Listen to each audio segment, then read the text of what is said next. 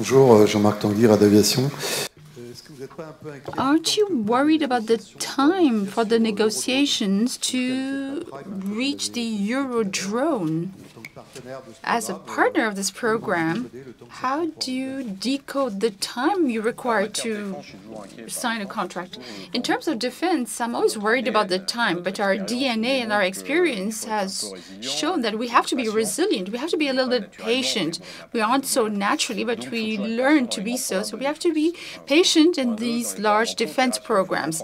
In the cooperation programs, we have to be even more patient because there are several countries, several companies involved. You have to be even more patient. This is a topic that is studied by OCCAR for 4 countries, France, Germany, Italy, and Spain, where there are 3 major companies working. Actually, there are many more, but the 3 leaders are Airbus, Dassault, and Leonardo. And the prime contractor at OCCAR is Airbus.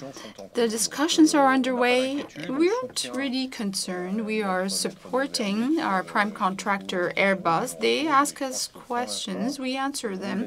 And I think that the major part of the discussion are the states. Are the states going to do it? What will be their budget? That is the discussions underway between Airbus and OCCAR. I must say that there's an additional complexity, but it is quite pleasant. That is, it's one of the topics that could be used for the new European Defence Fund, and it can contribute to develop European material for European requirements.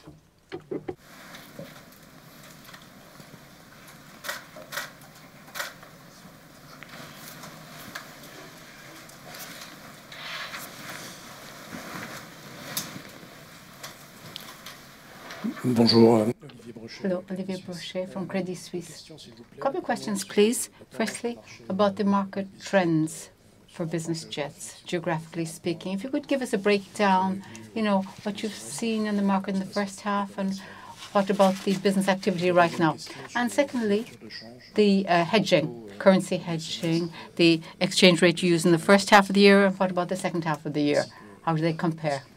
According to what I understood, you've hedged a bit. You've taken out some additional hedging instruments. How far does that go? Okay, the trend for the Falcons per zone, we won't do it in a quantitative way, but qualitatively maybe. The United States are faring pretty well. The American continent in general is faring pretty well. Orders coming in from the United States. It was true last year and it remains true this year. It's a trend. It's the U.S. economy that is fairly buoyant and active, with investments continuing. So all types of aircraft in the United States. The second trend is a bit of a dip in Europe. It's hard to always link one thing with another, but maybe there's some uncertainty that I mentioned earlier about Brexit and issues to do with Europe's positioning and Europe vis-à-vis the issues between the United States and China and so on. Also, perhaps the southern part of Europe that's a bit less buoyant than other parts of Europe. So these worries or sources of disquiet don't really foster a very active market. But we're selling in Europe anyway. Now, notwithstanding that, in Asia, well, there are 2 Asias. There's China and the rest of Asia. China is still a bit flat. So as I've been saying for many years, it's flat, but you've got to be patient. China will purchase, but you've got to be present in China, therefore. They're not buying from anybody, from ourselves or our competitors at the moment, but you've just got to bide your time. We've been investing in China, we're close to China, we're present in China, but the results for the moment haven't really materialized on the par with the size of this country that wants to be a major economic power, and they will necessarily have needs so as to get around efficiently in the business world. Now, the rest of Asia is rather promising. We've got new countries that are becoming interesting in the business jet world, especially for Falcons. And Australia, of course, it's well known they need airplanes. It's such a vast country. Everything's big in Australia. So you need a plane to get around. And So the Mid East, it's a bit flat, along with Africa. A few sales, that's all. But the US is about, but I won't say it's a bit better with Brazil, because you'll ask me about the political impact regarding the issues between France and Brazil at the moment, the impact on our sales. Well, the business world, a priori, was in favor of the arrival of the current authorities in place in the country, so would tend to foster maybe the purchase of business jets in that country. Oh, the hedging instruments, sorry, didn't answer that one. Yes, we've taken out hedging instruments. 1.18 is our basis for the hedging ratio. But I'll leave it at that. There are other things, but I can't tell you them for the moment. There are things I know, but things I can't say.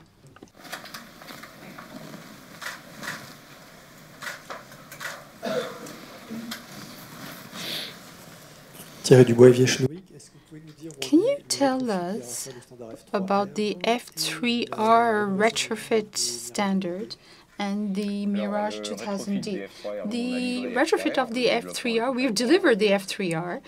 The development has been accomplished. It's been delivered. Now we're in the application of the F3R in a certain number of aircraft. We've done a few. The armed forces has received some, and then it is the state that deals with these projects in the state workshops. And I cannot really tell you where we've reached, but there's a program to retrofit all the aircraft into F3R. I mean, not the whole fleet, but a part of the fleet. The second question on the 2000D modernization is underway. It hasn't yet been finalized, so it will take place, I don't remember which year exactly, I think roughly 2020, the delivery of the retrofit of the 2000D. There are a few additional arms on the aircraft, etc. So it's standard, and there will be other projects in the state workshops.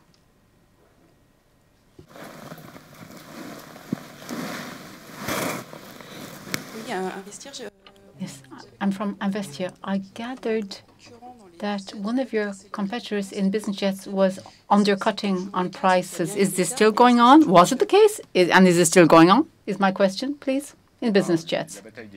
The price war, price battle, I don't know if we can say that there's been undercutting, but there's been a price war, yes. Yes. So obviously you've got to have a cost war too. But, you know, one of the players has brought their prices down much more than others. You probably know which one, so I don't need to name names. But there are lots of analysts here, you know, who needs most cash, and you'll know who's been doing that. You'll find the name straight away.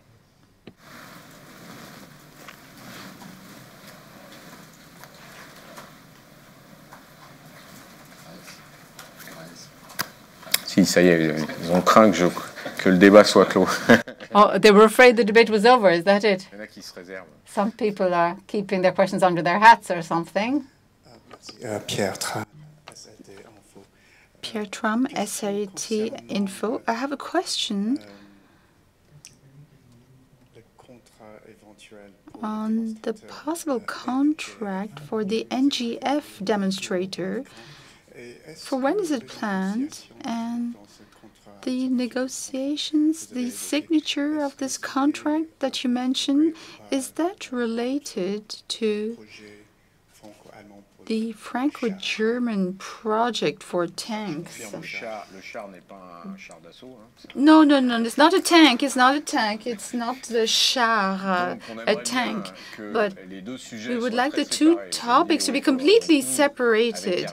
So we with Airbus and the people with whom we cooperate in the field of NGF and SCAF. There's the NGF demonstrator, but there are also the remote carriers, and there are a certain number of packages in this large global system. We're ready. We've made our offers. We have shared our industrial tasks, and we're waiting for the contract. This reminds me of a question on the Eurodrone or on the mail. It always takes too long. But we do believe that it is taking too long, considering the announcements made at Le Bourget. We would like it to happen quickly. And we were hoping it would happen at Le Bourget now in September or by the end of the year, but it's normal. We are impatient industrialists. Our engineering teams are absolutely motivated. They're ready to work, really, and not just on proposals. They want to develop a prototype, and we need that to develop our skills. So we're very impatient to obtain this contract. And I think it is a contract that's easy to sign. But of course, the three countries have to agree. We have to agree on the budgets.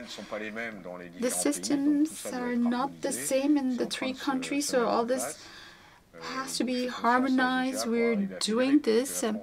And France is the leader, so it's up to the DGA to make sure that all this takes place quite rapidly. We must not forget that to make something fly by 2026, we need to have a starting time, because otherwise all this will be left floating, and we cannot leave our teams idle. So we're trying to motivate our teams, and the contract has to arrive. And the budget, well, I know the budget, but I'm not going to give it to you, but the DGA knows about the budget. You can ask them this question. This is not something we have decided to publish during the Bourget Air Show.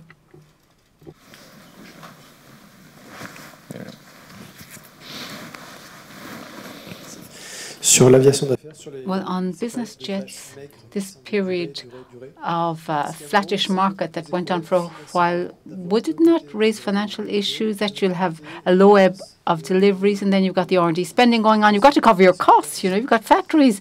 And to have an imbalance between, this low ebb must create some cost issues. Well, as I've been saying for decades, and my predecessors as well, this is our dual activity that helps us out. We work for civil aircraft and for military aircraft. So, we have two strings to our bow, and we try and get the balance right. Now, it's hard to say what's a low ebb on the market. We've got guidance for 2019 at 45 Falcons, so we'll deliver 45 Falcons, we think. That would mean that we'd manufacture more or less 45. We can't say it's a bad year either. We had better years, better vintages, so to speak. Well, we had, worse vintages too. So to level off at 45 isn't bothersome in my eyes. If we can do double it, all the better. But at the same time, the Rafale pace has gone up. We've gone from 1 to 2 to be capable of delivering this year and next year the export contracts that you're familiar with. So it's not an issue for us, I would say, right now, in terms of industrial activity. We're working at our rated speed as a company. I have a question. You talked about the space program, Space Rider. I don't know much about it. Can you tell us a little more about this? The Space Rider, from the Franco-Italian line, it's a way of validating the return of vehicles from the atmosphere. We've already done this. We carried out a demonstration. We launched the Vega rocket, and we would like to continue this exploration. You know that we have experience. We wanted to have a spaceship in Europe, Hermes at the time. We've preserved that experience. We have good aerodynamic technicians at Dassault, and we have good air controls. We can link aerodynamics to controls. So any space vehicle that would like to go into the atmosphere in a piloted way, it is out of question to have bits of rocket falling back on Earth.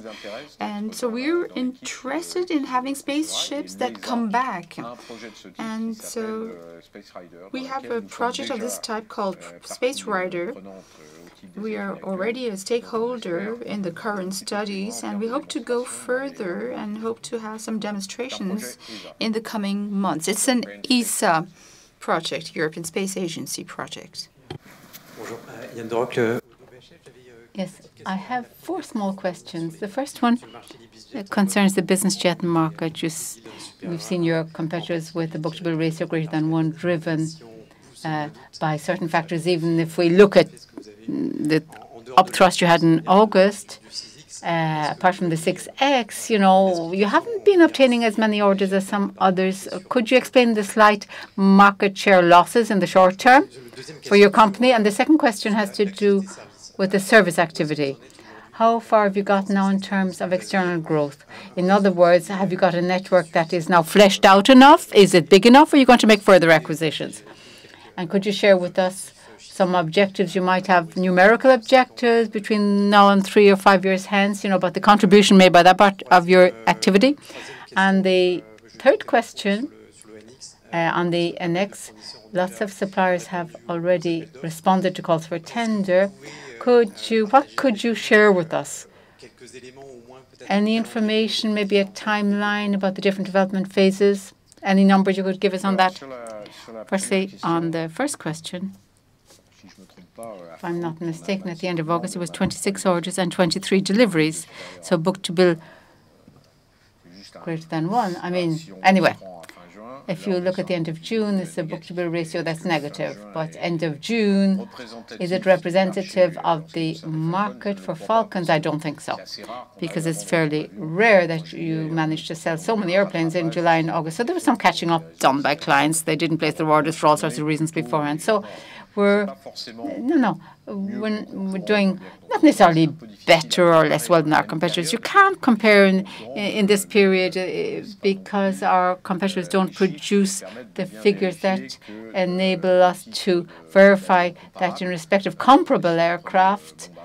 Take Bombardier, wider-bodied aircraft, and their number of airplanes would be, there are lots of wide-bodied aircraft that they supply to the market. So you're not comparing like with like. But in terms of new aircraft, I hope, and we all hope that we will be extending our sales with the arrival of the 6X, which should offset a bit the loss of activity because of the 5X. Because we lost out, we lost about 4 years in this whole affair. So, the arrival of the 6X should boost our sales, we would hope, in a market which, as you see, is, moving around a bit. But I'm not unduly worried. I would have been more worried if I'd published on the 1st of July. I'd have said, if we'd been talking here on the 1st of July, I might have been a bit more worried.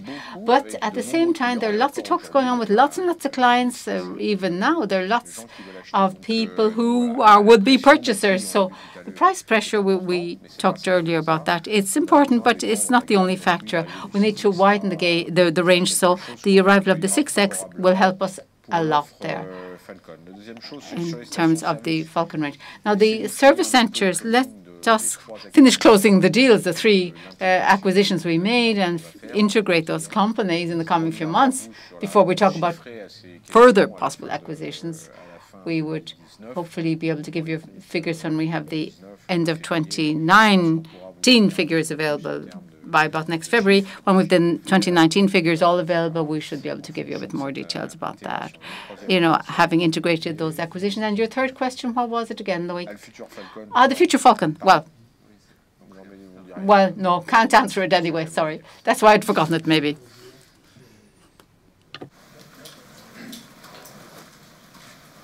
Bonjour, Chloé.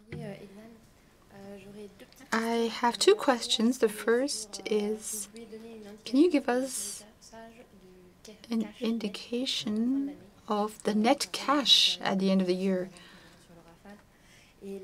And the second is on the R&D envelope for the full year.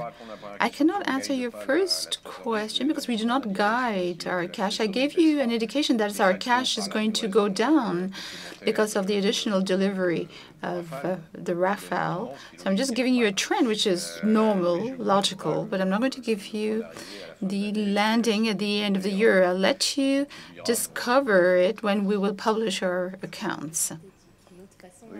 So I'll try to put the question a different way. Will there be another drop in the cash? Yes, the answer is yes. There will be a drop in the cash because we're going to deliver a lot of Rafales this year.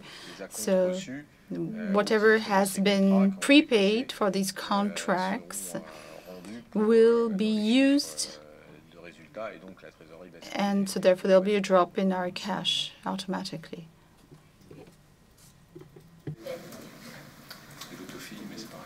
Pareil.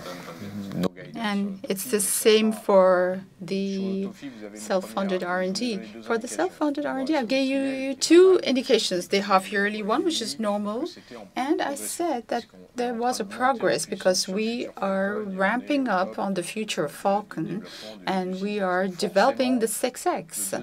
So the second half will be slightly higher than the first half. That gives you a small indication.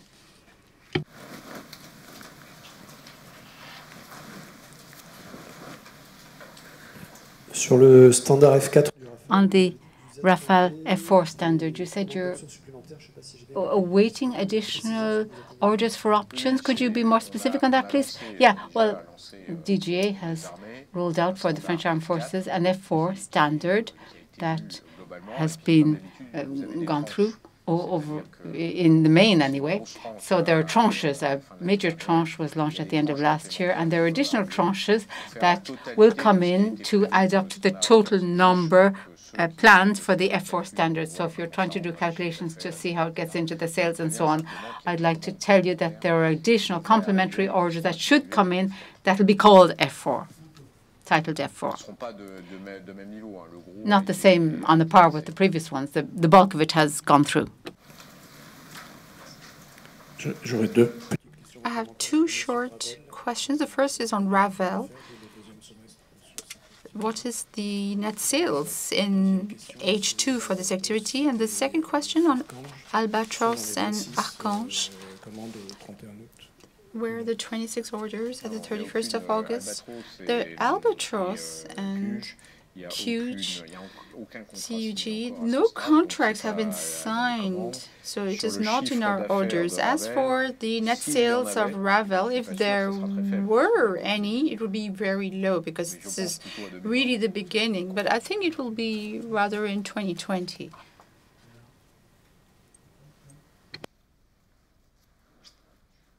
Bien, aussi.